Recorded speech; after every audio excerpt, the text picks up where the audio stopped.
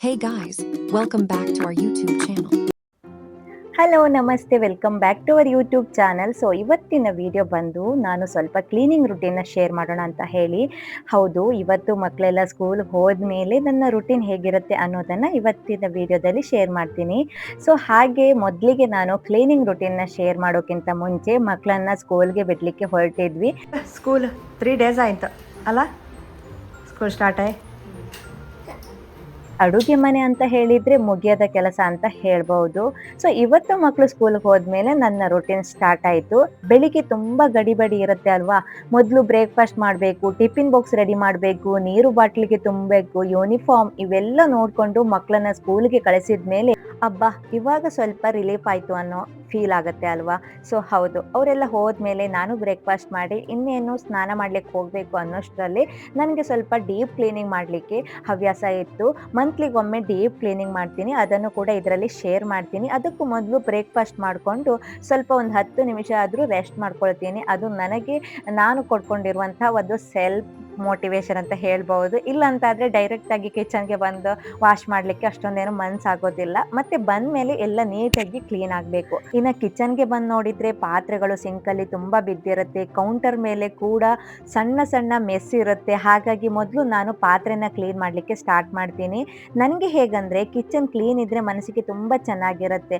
ಅದಕ್ಕೆ ನಾನು ಒಂದೊಂದು ಪಾತ್ರೆ ತೆಗೆದು ಸಾಬೂನು ಹಾಕಿ ನೀಟಾಗಿ ಕ್ಲೀನ್ ಮಾಡಿ ಒಂದು ಸೈಡಲ್ಲಿ ಇಟ್ಕೊಳ್ತೀನಿ. ಹೀಗೆ ಮಾಡ್ತಾ ಮಾಡ್ತಾ ಸಿಂಕ್ ಖಾಲಿ ಆಗ್ತಾ ಬಂದರೆ ನಿಜವಾಗಿಯೂ ಒಂದು ಸ್ಯಾಟಿಸ್ಫ್ಯಾಕ್ಷನ್ ಬರುತ್ತೆ. ಇನ್ನು ಪಾತ್ರೆ ಎಲ್ಲ ಕ್ಲೀನ್ ಆದಮೇಲೆ ಕೌಂಟರ್ ಕೂಡ ಒಮ್ಮೆ ಕ್ಲೀನ್ ಮಾಡಿಬಿಡ್ತೀನಿ. ಕಿಚನ್ ಸ್ವಲ್ಪ ನೀಟಾಗಿ ಕಾಣಿಸುತ್ತೆ.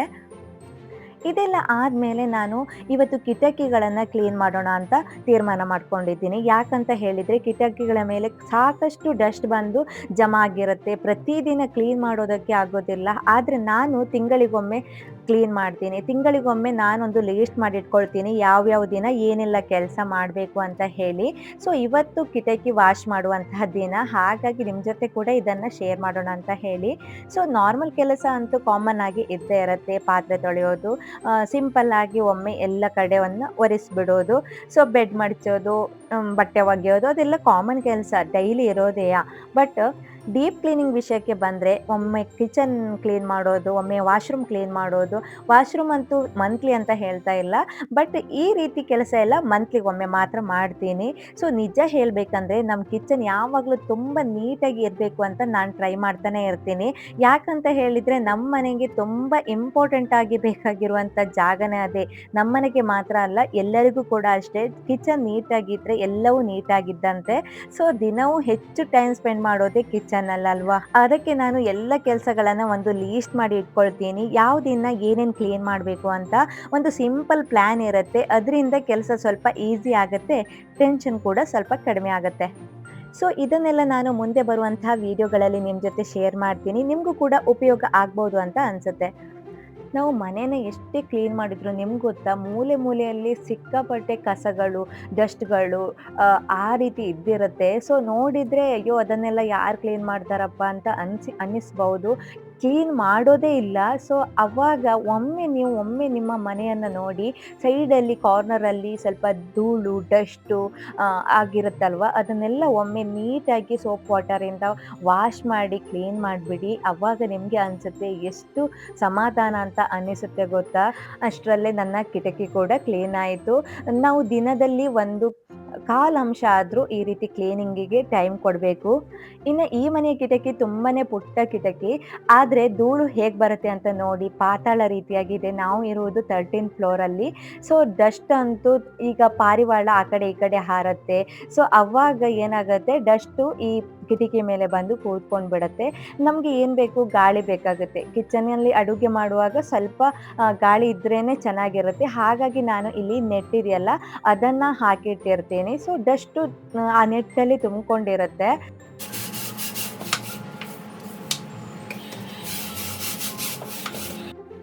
ಸೊ ಫೈನಲಿ ಕಿಚನ್ ಕ್ಲೀನ್ ಮಾಡಿದಂತೂ ಆಯಿತು.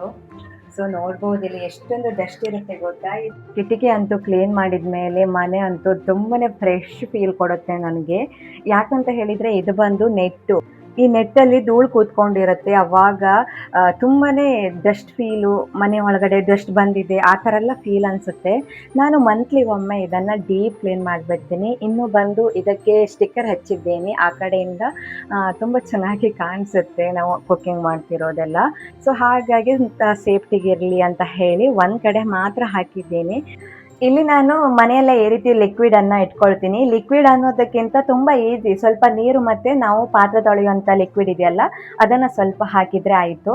ಇನ್ನು ನೆಲ ಕ್ಲೀನ್ ಮಾಡಲಿಕ್ಕೆ ಒಂದು ಲಿಕ್ವಿಡ್ ಬರುತ್ತೆ, ಅದನ್ನು 1 ಡ್ರಾಪ್ ಹಾಕಬೇಕು, ತುಂಬ ನೀಟಾಗಿ ಕ್ಲೀನ್ ಆಗುತ್ತೆ. ಸೊ ಅದನ್ನು ಆಲ್ರೆಡಿ ನಾನು ಮಾಡಿಟ್ಕೊಂಡಿರೋದು ಮನೇಲಿ ಇತ್ತು. ಸೊ ಅದನ್ನು ಯೂಸ್ ಮಾಡಿಕೊಂಡು ಮತ್ತೆ ನಿಮಗೆ ಶೇರ್ ಮಾಡ್ತೀನಿ, ಯಾಕಂತ ಹೇಳಿದರೆ ಎಷ್ಟು ನೀಟಾಗಿ ಕ್ಲೀನ್ ಆಗುತ್ತೆ ಗೊತ್ತಾ.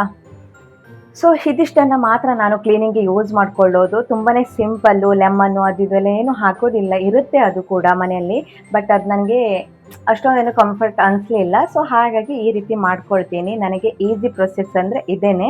ಸೊ ಇವಾಗ ಇದನ್ನು ಗ್ಲಾಸನ್ನೆಲ್ಲ ಕ್ಲೀನ್ ಮಾಡ್ಕೊಳ್ತೀನಿ. ಎಷ್ಟು ನೀಟಾಗಿ ಕ್ಲೀನ್ ಆಗುತ್ತೆ ಗೊತ್ತಾ. ಸೊ ಇದು ಬಂದು ಈ ವೈಪ್ಸ್ ಇದೆಯಲ್ಲ, ನಾನು ಇದನ್ನು ಜಾಸ್ತಿ ಕ್ಲೀನಿಂಗ್ಗೆ ಯೂಸ್ ಮಾಡ್ತೀನಿ, ತುಂಬ ಚೆನ್ನಾಗಿರುತ್ತೆ. ಸೊ ಅದರಲ್ಲಿ ಒಂದು ಪೀಸನ್ನು ತೆಗೆದುಕೊಂಡಿದ್ದೀನಿ ಗ್ಲಾಸ್ ಕ್ಲೀನ್ ಮಾಡಲಿಕ್ಕೆ. ನೋಡಿ ಈಸಿಯಾಗಿ ನೀಟಾಗಿ ಕ್ಲೀನ್ ಆಗಿಬಿಡುತ್ತೆ ಇದು ಕಿಚನ್ ಟಾಪ್.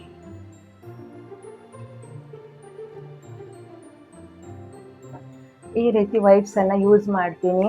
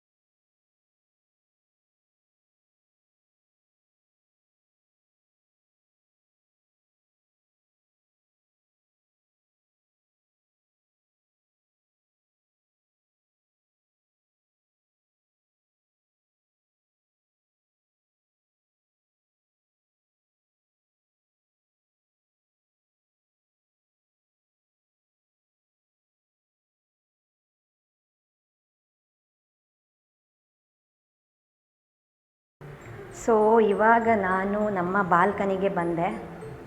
ಮೊನ್ನೆ ಅಷ್ಟೇ ಗಿಡಗಳಿಗೆಲ್ಲ ಮಣ್ಣನ್ನು ಹಾಕಿದ್ನಲ್ಲ, ಗಿಡ ಎಲ್ಲ ತುಂಬ ಚೆನ್ನಾಗಿ ಬಂದಿದೆ. ನೋಡಿ ಇಲ್ಲಿ ಎಷ್ಟೊಂದು ಹೂವಾಗಿದೆ ಅಂತ. ಮೊನ್ನೆ ಏನು ಹೂವೇ ಇರಲಿಲ್ಲ, ಸೊ ಇವತ್ತು ಚೆನ್ನಾಗಿ ಹೂವಾಗಿದೆ. ಹಾಗೆ ನಾನಿವಾಗ ಬಂದಿದ್ದು ಈ ಸೊಪ್ಪನ್ನು ತೆಗೆದುಕೊಂಡು ಹೋಗಲಿಕ್ಕೆ. ಇದು ಬಂದು ನೆಲಬಸಳೆ ಅಂತ ಕರೀತಾರೆ. ತುಂಬ ಸಾರಿ ನಿಮ್ಮ ಜೊತೆ ಶೇರ್ ಮಾಡಿದ್ದೀನಿ ಈಗಾಗಲೇ. ತುಂಬ ಟೈಮ್ ಆಯಿತು, ಇದನ್ನು ಮತ್ತೆ ನಾನು ಮಾಡಲೇ ಇಲ್ಲ. ಮೊನ್ನೆ ಮಣ್ಣೆಲ್ಲ ಹಾಕಿದ ಮೇಲೆ ಇನ್ನೂ ಚೆನ್ನಾಗಿ ಚಿಗುರು ಬಂದಿದೆ. ಸೊ ಹಾಗೆ ಇವತ್ತು ಸ್ವಲ್ಪ ಪಾಲಕ್ಕಿತ್ತು, ಅದ್ರ ಜೊತೆ ಇದನ್ನು ಹಾಕಿ ದಾಲ್ ಪಾಲಕ್ ಮಾಡೋಣ ಅಂತ ಅಂದ್ಕೊಂಡಿದ್ದೀನಿ.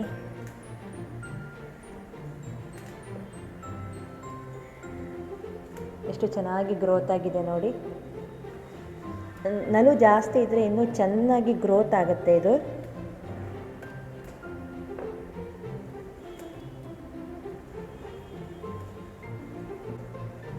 ಕಟ್ ಮಾಡಿದಾಗಲೂ ಜಾಸ್ತಿ ಆಗ್ತಾ ಇರುತ್ತೆ ಇದು.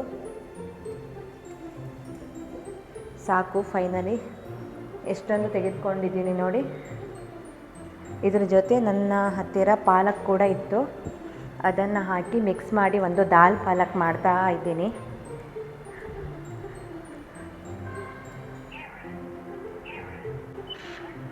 ಫೈನಲಿ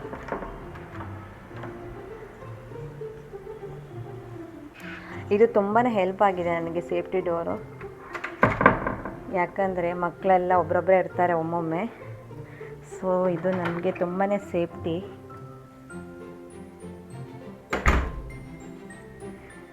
ಸೊ ಫೈನಲಿ ದಾಲ್ ಪಾಲಕ್ ಹೇಗೆ ಮಾಡೋದು ಅನ್ನೋದನ್ನು ಶೇರ್ ಮಾಡ್ತೀನಿ ಬನ್ನಿ. ಆಲ್ರೆಡಿ ಕುಕ್ಕರಲ್ಲಿ ರೈಸ್ ಮಾಡಿ ಇಟ್ಟಿದ್ದೆ, ಇವಾಗ ಸಾಂಬಾರು ಮಾಡಬೇಕು. ಇವಾಗ